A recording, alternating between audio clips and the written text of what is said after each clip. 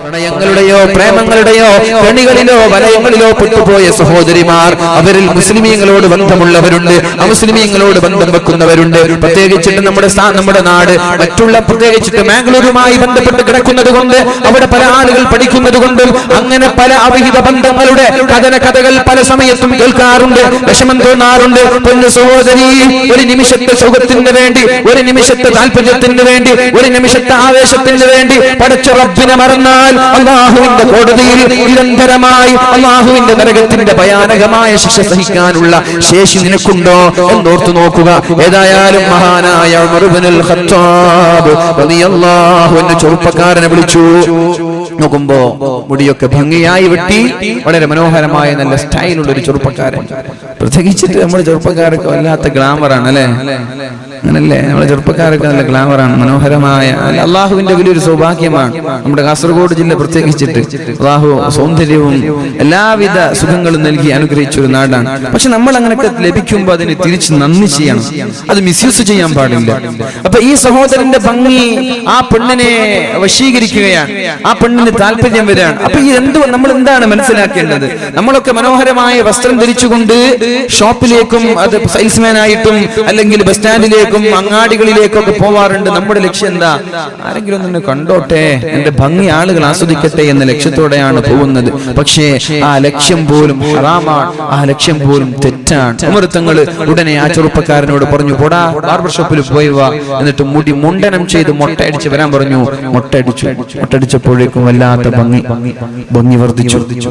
ചില ആളുകൾ അങ്ങനെയില്ലേ, സ്റ്റൈലുള്ള ആളുകൾ എങ്ങനെ ആയാലും സ്റ്റൈൽ തന്നെയാണ്.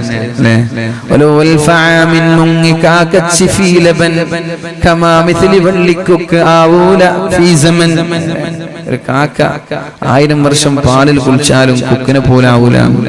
അപ്പൊ നമ്മളെ പോലെ കുറച്ച് ആളുകളൊക്കെ കുറെ ഫൗണ്ടേഷനും കുറെ ഫെയർലോലും കുറെ ഫെയർ ഹാൻഡ്സും ഒക്കെ ഇട്ടാല് വെളുക്കാൻ പോകുന്നില്ല, അത്രേ ഉണ്ടാവും. അപ്പൊ ഭംഗിയുള്ള ആളുകൾ ഇനി ഒന്നും തേച്ചില്ല, കീറിപ്പറഞ്ഞ വസ്ത്രം ധരിച്ചു, മൊട്ട അടിച്ചു, എന്നാലും കുഴപ്പമില്ല, അവർ ഭംഗി തന്നെയാണ്. അപ്പൊ ആ ചെറുപ്പക്കാരൻ ബാർബർ ഷോപ്പിൽ പോയി മൊട്ട അടിച്ചു മുണ്ടനം ചെയ്തു വന്നു. സുബ്ഹാനല്ലാഹ്, വല്ലാത്ത ഭംഗി. നമുക്കറിയായിരിക്കും, നമ്മളൊരു ഇസ്ലാമിക് പാട്ടുകളൊക്കെ പാടുന്ന മഹർസൈനൊക്കെ നിങ്ങൾ കണ്ടിട്ടുണ്ടാവും അല്ലെ? മഹർസൈൻ അറിയില്ല, നല്ലൊരു കഷണ്ടിയാണ്, നല്ല ലുക്കാണ് അല്ലെ, മുടിയൊക്കെ മൊട്ടടിച്ചു വരാം. അപ്പൊ ഏതായാലും അങ്ങനെ ചില ആളുകൾ മൊട്ടടിക്കുമ്പോഴേക്കും ഗ്ലാമർ കൂടി. അപ്പൊ പറഞ്ഞു, എന്നാ പിന്നെ അയാൾക്ക് തലപ്പാവ് കൊടുക്ക്, തലപ്പാവ് ധരിക്കാൻ പറഞ്ഞു. തലപ്പാവ് ധരിച്ചപ്പോ സുബ്ഹാനല്ലാഹ് ഇതിനേക്കാളും ഭംഗി കൂടി. അപ്പൊ പറഞ്ഞു, ഇനി എന്റെ മദീനയിൽ നിൽക്കാൻ പാടില്ല, വേഗം മദീന വിട്ട് ബസ്രയിലേക്ക് പോകണം. ഈ കാരണം ഒരു പെണ്ണിന് പോലും വേണ്ടാത്ത ചിന്ത വരാൻ പാടില്ല എന്ന് നിങ്ങൾ മനസ്സിലാക്കണം. ഈ ചെറുപ്പക്കാരൻ വല്ല തെറ്റ് ചെയ്തു? സൗന്ദര്യം ശാപമായിരിക്കും ചില സമയങ്ങളിലൊക്കെ അല്ലെ? സൗന്ദര്യം ചില ആളുകൾക്ക് വിപത്തായിട്ട് സംഭവിക്കാറുണ്ട്. അതേപോലെ ഒരാളാണ് മഹാനായ ഈ നസ്ർ ഇബ്നു ഹജ്ജാജ് എന്ന് പറയുന്ന സഹോദരൻ.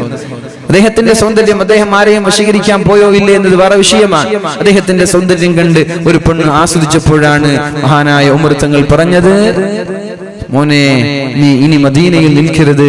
എന്റെ മദീനയിൽ ഒരു പെണ്ണിന് പോലും വ്യഭിചാരത്തെ കുറിച്ചുള്ള ചിന്ത ഉണ്ടാവാൻ പാടില്ല. പിന്നെ വ്യഭിചാരം ഉണ്ടായാലുള്ള കഥ എന്താണ്? വ്യഭിചാരത്തെ കുറിച്ചുള്ള ചിന്ത പോലും എന്റെ മദീനയിൽ ഉണ്ടാവാൻ പാടില്ല, നീ നാട് വിട്ടോളണം എന്ന് പറഞ്ഞ് ബസ്രയിലേക്ക് നാട് കടത്തിയെന്ന.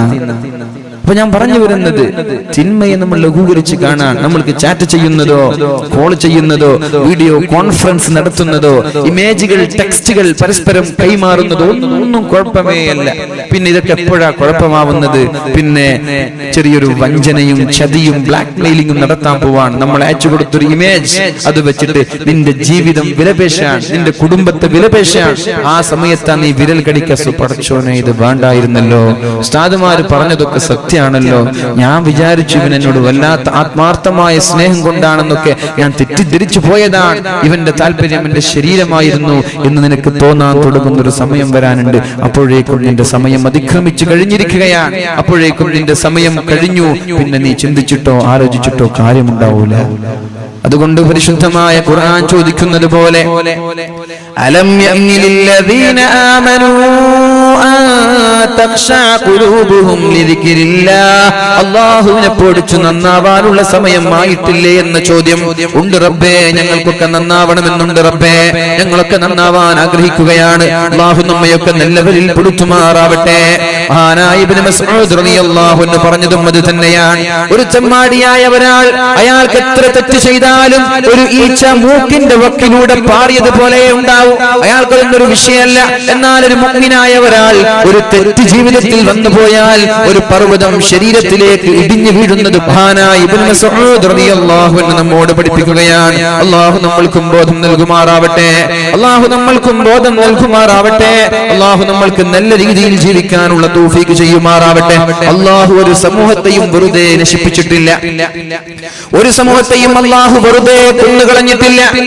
ഒരു സമൂഹത്തിനും അല്ലാഹുവിന്റെ അദാബ് വെറുതെ അല്ലാഹു അയച്ചിട്ടില്ല. അല്ലാഹു തന്നെ പറയട്ടെ പരിശുദ്ധമായ ഖുർആനിൽ വമാ അസ്വാബകും മിൻ മുസീബ. ഒരു സമൂഹത്തിനും ആപത്തുകളോ വിപത്തുകളോ ഞാൻ അയച്ചിട്ടില്ല. ഫബിമാ കസബത് ഐദീകും.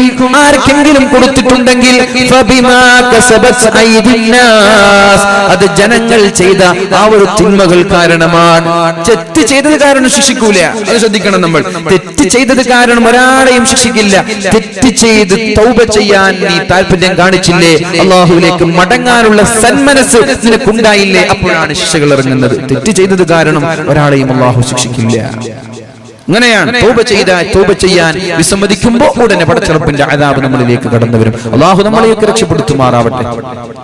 ഫബിമാ കസബത് ഐദീകും വയഅഫു അൻ കസീർ വയഅഫു അൻ കസീർ. നിങ്ങൾ ചോദിക്കാതെ തന്നെ അല്ലാഹു നിങ്ങൾക്ക് പുറത്തു തരുന്ന ഒരുപാട് പാപങ്ങളുണ്ട്.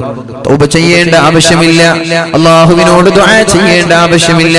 അങ്ങനെയുണ്ട് ഒരുപാട് പാപങ്ങൾ. അങ്ങനെയുണ്ട് ഉസ്താദേ. ദുആ ചെയ്യാതെ ഇസ്തിഗ്ഫാർ ചൊല്ലാതെയൊക്കെ അല്ലാഹു പാപങ്ങൾ പുറത്തു തരും എന്നാണ് അല്ലാഹുവിന്റെ ഹബീബ് പഠിപ്പിച്ചു തന്നത്. നമ്മുടെ ചെറുദോഷങ്ങൾ അല്ലാഹുവിനോട് നിങ്ങൾ തൗബ ചെയ്യേണ്ട ആവശ്യമില്ല. ചെറുദോഷങ്ങൾ അല്ലാതെ തന്നെ അല്ലാഹു നമ്മൾക്ക് പുറത്തു തരികയാണ്. അർ-റമളാനു ഇലർ റമളാൻ. കഴിഞ്ഞ റമളാൻ മുതൽ ഈ റമളാൻ വരെ റമളാനിനെ കാത്തിരുന്നത് കാരണം അതിന്റെ ഇടയിൽ വന്നു പോയ ചെറുദോഷങ്ങൾ അല്ലാഹു പുറത്തു തരുമെന്ന് മുഹമ്മദുർ റസൂലുള്ളാഹ്. الصلاة إلى الصلاة. ഒരു നിസ്കാരം മുതൽ ളുഹർ നിസ്കാരം മുതൽ അസ്ർ വരെ നിസ്കാരത്തെ കാത്തിരുന്ന സമയം, അതിനിടയിൽ നമ്മുടെ ഭാഗത്ത് വരുന്ന ചെറുദോഷങ്ങൾ നിങ്ങൾ ചോദിക്കാതെ തന്നെ അല്ലാഹു നിങ്ങൾക്ക് പുറത്തു തരുമെന്ന് പരിശുദ്ധ ഹബീബ് സല്ലല്ലാഹു അലൈഹി വസല്ലം. അൽ ജുമുഅത്തു ഇലൽ ജുമുഅ. പരിശുദ്ധമായ ജുമുഅ കഴിഞ്ഞ ആഴ്ച കഴിഞ്ഞു. ഇനി നാളെ വരാനിരിക്കുകയാണ്. ഈ ജുമുഅയുടെ ഇടയിൽ നമ്മുടെ ജീവിതത്തിൽ വന്നു പോയ ചെറുദോഷങ്ങൾ അല്ലാഹു പുറത്തു തരികയാണ് ചോദ്യമില്ലാതെ. ഇത് പറഞ്ഞത് പരിശുദ്ധ റസൂലുള്ളാഹി സല്ലല്ലാഹു അലൈഹി വസല്ലം. ഇൽമിന്റെ സദസ്സിലേക്ക് വന്നത് കാരണം, വഅലിന്റെ സദസ്സിലേക്ക് വന്നത് കാരണം, ദിക്റിന്റെ മജ്ലിസിലേക്ക് വന്നത് കാരണം, മജ്ലിസിനൂറൊക്കെ അതൊരു പ്രകാശത്തിന്റെ സദസ്സായി, ഹൃദയത്തിന്റെ പ്രകാശമായി, മുഖത്തിന്റെ പ്രകാശമായി നമ്മുടെ നാടുനീള പള്ളികളിൽ നടന്നുകൊണ്ടിരിക്കുമ്പോൾ ഏതെങ്കിലും ഒരാൾ അങ്ങനെയുള്ളൊരു സദസ്സിൽ വന്നിരിക്കാൻ തയ്യാറായാൽ അല്ലാഹു പറയുന്ന പരിശുദ്ധമായ സ്വഹീഹായ ഹദീസിൽ പഠിപ്പിക്കുകയാണ്, നിങ്ങൾ ഈ സലാത്ത്, ഈ പരിപാടി കഴിഞ്ഞ് ദുആ കഴിഞ്ഞ് മജ്ലിസുൻ നൂർ കഴിഞ്ഞ് സലാത്ത് ചൊല്ലി വീട്ടിലേക്ക് പുറപ്പെടുമ്പോഴേക്കും നിങ്ങളുടെ ചെറുദോഷങ്ങൾ എല്ലാം ഞാൻ മാപ്പ് ചെയ്തിരിക്കുകയാണ്. ചെറുദോഷങ്ങൾ ഇങ്ങനെ തന്നെ പൊറുക്കപ്പെടുന്നുണ്ട്. ഒരു സലാത്ത് ചൊല്ലുമ്പോ അതോടൊപ്പം 10 ചെറുദോഷങ്ങൾ അല്ലാഹു മായ്ച്ചു തരുന്നുണ്ട്. ഒരു സദഖ ചെയ്യുമ്പോഴേക്കും ഒരുപാട് ചെറുദോഷങ്ങൾ അല്ലാഹു മാപ്പ് നൽകുന്നുണ്ട്. അങ്ങനെ ജീവിതത്തിൽ നമ്മൾ അറിയാതെ തന്നെ നമ്മുടെ ചെറുദോഷങ്ങൾ അല്ലാഹു പുറത്തു തരുമ്പോ ഇനി ബാക്കിയുള്ളത് വൻദോഷങ്ങളാണ്. വയഅഫു അൻ കസീർ. നിങ്ങൾ ചോദിക്കാതെ തന്നെ ചിലത് പുറത്തു തരുമ്പോ നിങ്ങൾ ചോദിക്കണം വൻദോഷങ്ങളിൽ നിന്ന്. അല്ലാഹു പുറത്തു തരണമെങ്കിൽ അല്ലാഹുവിനോട് കരഞ്ഞുകൊണ്ട് തൗബ ചെയ്യ്. അല്ലാഹു നമ്മൾക്ക് മാപ്പ് നൽകുമാറാവട്ടെ. വഹറൽ ഫസാദു ഫിൽ ബദ്ദി വൽ ബഹർ, കടലിലും കരയിലും അല്ലാഹുവിന്റെ പരീക്ഷണങ്ങൾ വരാനുള്ള കാരണം സുനാമികൾ, കൊടുങ്കാറ്റുകൾ.